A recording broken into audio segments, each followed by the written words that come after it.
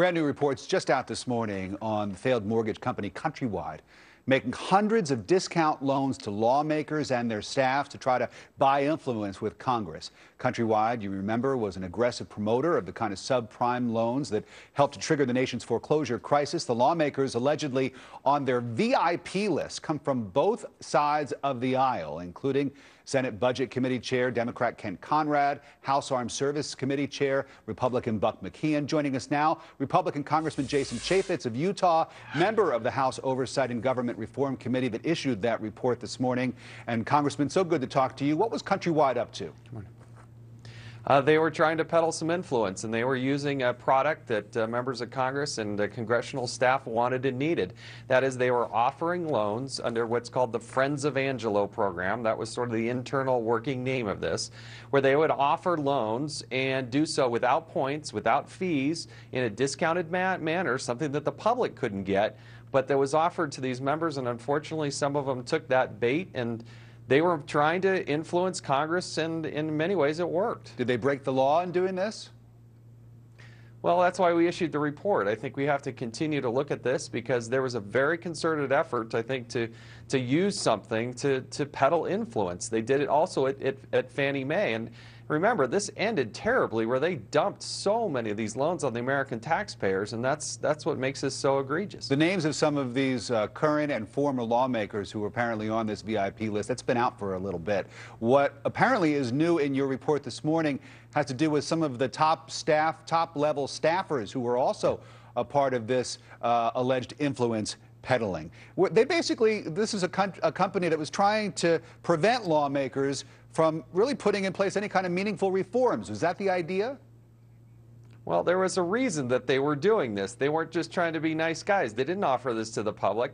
They went after celebrities, they went after people at Fannie Mae, and they went at people that were in Congress. And it was a concerted effort to influence a process by which they would personally profit. Now, at the surface, that's just not allowed. Now, the Ethics Committee has been referred this. I don't know why they've not taken any action to this, but as you go through and look at this 100-plus page report, I think you'll see it was a very concerted effort to do something nefarious that should have never happened. And the people that are involved in this should be terribly embarrassed. And I think there should probably be more action on it. How about more hearings? I mean, your committee has been very busy with your chairman, Darrell Issa, looking into Fast and Furious, of course. Are we going to see these lawmakers and their staff members on the VIP list taking the oath and swearing and testifying in front of the House Oversight Committee? Well, we have referred it to the Ethics Committee. This investigation's been going on for some 3 years. Chairman Darrell Issa has been tenacious on this.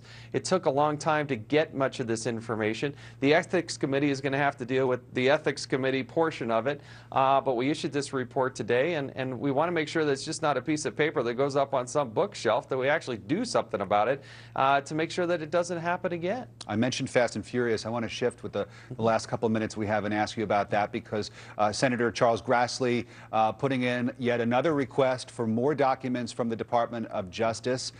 What have you heard about that? Has there been an official response to the request for those documents? Are you going to get them? We haven't been very good at getting the documents thus far. The Department of Justice, Attorney General Holder has made it crystal clear he has absolutely no desire to communicate with Congress, let alone to give us the documents that we're insisting. I think there will be additional subpoenas. I think there will be additional people that are called to testify on Capitol Hill. If the White House thinks that Fast and Furious is just suddenly going to go away with the admonition that, hey, we should just trust us, that isn't going to happen. We got dead Border Patrol agents. We got thousands of weapons missing. We have a duty and obligation to continue to pursue this. What did you think of the Attorney General's statements earlier this week that he's simply a proxy for the president? Are you guys going after the Attorney General as a way to damage President Obama? Is that what's going on? We're trying to get to the end of something where you have a dead Border Patrol agent, 2,000 weapons. Think about this. 2,000 weapons, mostly AK-47s, were purposely given to the drug cartels. And the White House thinks that we should just trust them, don't ask any questions, don't worry about it, hey, we got it under control. That isn't going to happen. That's not the proper role of government in this case. So, look, we want the truth. This could end tomorrow if they just provide the documents. So the White House, President Obama and his staff say, the documents prove that there's no wrongdoing, then provide the documents and we can put an end to this. They should have put an end to it over a year ago. So they're creating this problem. It could end tomorrow if they just had the political will to do it. Jason Chaffetz, Republican congressman from the great state of Utah. Thank you very much, sir. Nice to talk to you. Thank you.